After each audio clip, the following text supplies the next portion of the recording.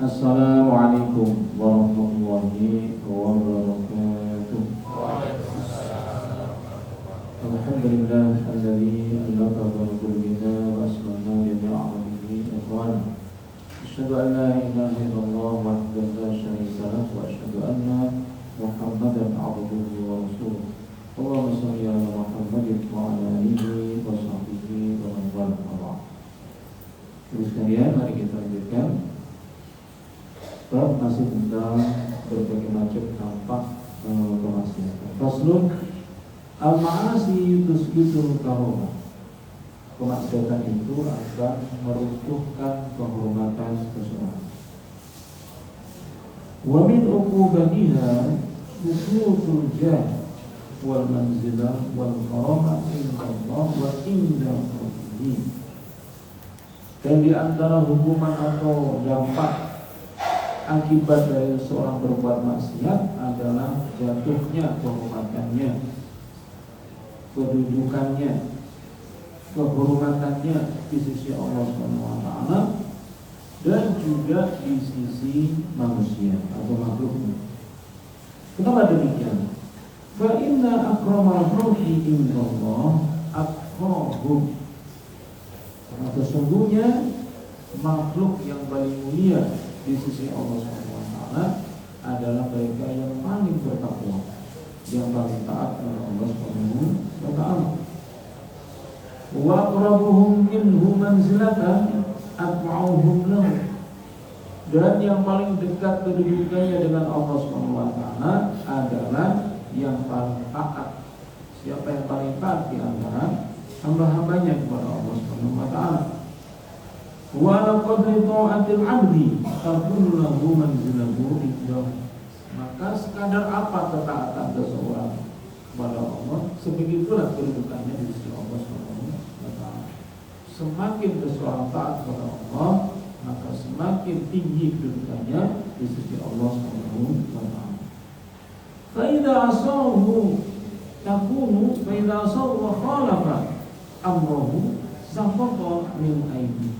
Maka tatkala seorang hamba itu bermaksiat kepada Allah SWT, menyelisih perintahnya, tidak mau menjalankan perintah Allah SWT, maka saqata min ainihi, di mata Allah SWT jatuhlah martabatnya.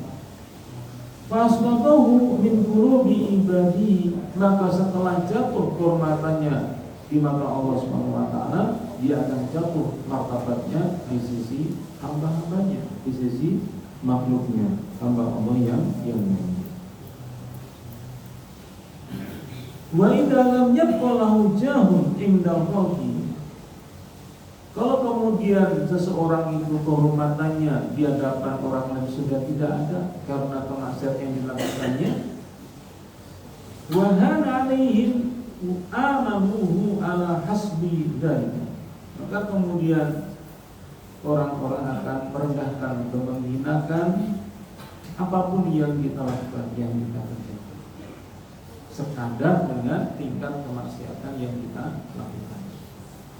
Fa'asha bainahum asma'isin qamina bihi. Maka saat itulah dia hidup dalam kehidupan yang paling buruk yang pernah dia alami, mengalami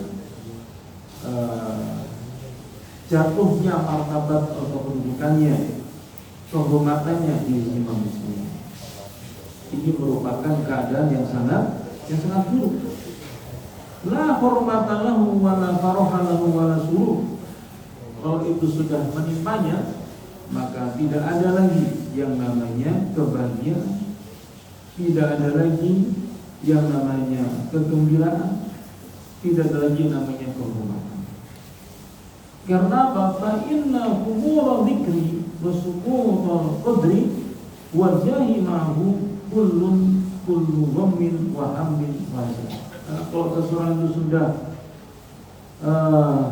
terjatuh dalam kemaksiatan, maka namanya dia akan cemar nama baiknya, jatuhlah kehormatannya, ya, dan kemuliaannya. Bersama dengan itu akan dia akan kemudian merasakan kegundahan, kesedihan, kegelisahan akibat dari kemaksiatan yang dilakukan. Wala surura ma'ahu wala farah. Maka saat itu hilanglah, tercampurlah kegembiraan dan kebahagiaan pada diri. Wa aina hadzal alam min ladatil maksiyah laula syukur syam. Kalau sudah demikian, coba kita bandingkan antara kemaksiatan yang kita lakukan, entah berapa lama kita menikmatinya, kelezatan kemaksiatan itu dibandingkan dengan citra buruk, penilaian yang negatif, jatuhnya martabat dan kehormatan kita di depan Allah dan manusia. Apakah sepadan? Apakah sepadan antara kemaksiatan yang kita lakukan itu, yang kita mungkin menikmatinya, dengan hukuman dari Allah dan hukuman dari manusia akibat dari kemaksiatan yang kita lakukan? Mari kita renungkan bersama. Hampir tidak pernah kita bisa membayangkan bahwa semuanya pasti akan apa? Antara kemaksiatan yang kita lakukan, yang kita mungkin menikmatinya, dengan dampak buruknya itu jauh lebih berat dampak buruknya akibat dari kemaksiatan yang kita lakukan itu sendiri. Wa min a'dhami ni'amillahi 'ala 'abdi ay yarfa'alahu balal 'alamina dzikra. Bukankah seagung-agungnya nikmat dari Allah kepada hambanya adalah manakala ay yarfa'alahu balal 'alamina dzikra, tatkala namanya harum, namanya itu terangkat di hadapan semua makhluknya, hambanya, khususnya manusia. Wa yu'li qadrahu, kemudian terangkatlah kemuliaannya. Walihada khassa anbiya'ahu wa rusulahu min dzalika bima laisa lighairihi. Karena itulah para nabi, para rasul, mereka semuanya memiliki kedudukan yang begitu agungnya, mulianya di hadapan umatnya. Sebagaimana diabadikan di dalam surah Shad ayat yang ke-46. Allah firmankan, "A'udzubillahi minasyaitonir rajim. Wadhkur 'ibadana Ibrahim wa Ishaq wa Yaqub ulil aidi wal absar." Dan ingatlah wahai Rasulullah Muhammad tentang hamba-hamba kami, yaitu Ibrahim, Ishaq dan Yaqub. Ketiga-tiganya ini disebut dengan ulil aidi wal absar, memiliki kekuatan yang besar dan pandangan atau ilmu yang sangat demikian luasnya. Inna akhlasnahum bi khalisatin liqradar.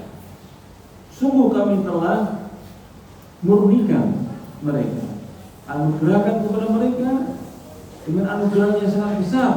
Itu apa? Liqradar. Selalu ingat dan mengingatkan tentang negeri akhirat. Prosesnahum bi khasisatin wa huwa dzikrul al-jamil. Jadi Allah SWT mengkhususkan, memberikan keistimewaan kepada 3 nabi itu. Itu apa sebutannya demikian indahnya? Allazi yudzakiruna bihi fi hadzal, yang akan terus dikenang, diingat, memori yang sangat indah ketika mendengar 3 nama nabi tersebut. Wa huwa lisanu sidqi alladhi sa'ala Ibrahim al-Khalil alaihi salatu wassalam. Dan itu adalah buah dari doanya Nabi alaihi salam, yaitu apa? Minta supaya diberikan karunia berapa? Lisana sidqi, yaitu tutur kata, buah bibir yang dikenal sepanjang masa oleh manusia sebagai buah dari ketaatannya kepada Allah Subhanahu wa taala. Hai subhan, tatkala yaitu Nabi Ibrahim AS berdoa, waj'alni lisana sidqin fil akhirin, dan ya Allah jadikanlah aku memiliki lisana sidqin, yaitu kenangan yang begitu indahnya, tutur kata yang baik sepeninggalku pada generasi setelahku. Surah Asy-Syu'ara ayat 38. Wa qala subhanahu wa ta'ala anhu wa an nabiyhi, sebagaimana juga firmankan dalam ayat yang lainnya, surah Maryam ayat 50, wa wahabna lahum min rahmatina, dan kami karuniakan kepada mereka sebagian dari rahmat kami. Wa ja'alna lahum lisana sidqin aliyya, dan kami jadikan bagi mereka yaitu kenangan yang begitu indah, begitu agung, bahkan begitu tinggi. Lisana sidqin aliyya, nama yang baik, kenangan yang indah itu hanya mungkin didapati oleh seseorang yang taat kepada Allah Subhanahu wa taala, yang menjaga dirinya dari dijauhkan atau menjauh dari kemaksiatan yang kepada Allah Subhanahu wa taala. Sebagaimana juga Nabi Muhammad SAW sendiri disebutkan dalam surah Al-Isra ayat 4, wa rafa'na laka dzikra, dan kami telah angkat bagimu namamu yang awalnya mungkin ketika di Mekah awal-awalnya begitu dibenci, begitu ingin dibakar, ingin dibunuh, tetapi kemudian ketika di Madinah bantu dengan Fathu Makkah, maka namanya begitu harusnya semerbak wangi karena buah dari ketaatannya, perjuangannya, pengorbanannya di jalan Allah Subhanahu wa taala. Fa'dal rusulillahum nasibun min dzalika, maka kalau para rasul itu memiliki makom seperti itu, dikaruniakan lisan sidqin aliyya oleh Allah Subhanahu wa taala, maka para penerusnya, para pengikutnya juga tentu saja mendapatkan nasib, mendapatkan bagian yang namanya nama yang begitu baik, nama yang begitu indah, nama yang begitu agung. Dzalika bihasbi mirasi min ta'ati wa mutata'ati. Sekadar apa? Ya sekadar bagaimana kita ini taat kepada Allah Subhanahu wa taala. Sekadar apa ketaatan kita kepada Allah dan Rasulnya? Sekadar apa kita mengikuti Allah dan Rasulnya. Wa kullu man khalafahu fa innahu ba'idun min dzalika. Sebaliknya kalau kita jauh dari ketaatan kepada Allah Subhanahu wa taala, jauh dari kita ibadah kepada Rasulullah SAW, maka bagaimana mungkin kita dikaruniakan oleh Allah sebagaimana yang dikaruniakan pada para nabi, khususnya Nabi Ibrahim alaihissalam, wa ja'alni lisana sidqin fil akhirin, dan ya Allah jadikanlah kami memiliki nama yang baik sepeninggal kami pada mereka generasi yang sesudahnya. Oleh karena itu jemaah sekalian, mengingat begitu berisikonya kemaksiatan itu, maka mari kita jauhi agar kita meninggalkan jejak yaitu lisana sidqin aliyya. Amin amin ya rabbal alamin. Subhanallah wa bihamdika asyhadu an la ilaha illa anta astaghfiruka wa atubu ilaik. Assalamualaikum warahmatullahi wabarakatuh.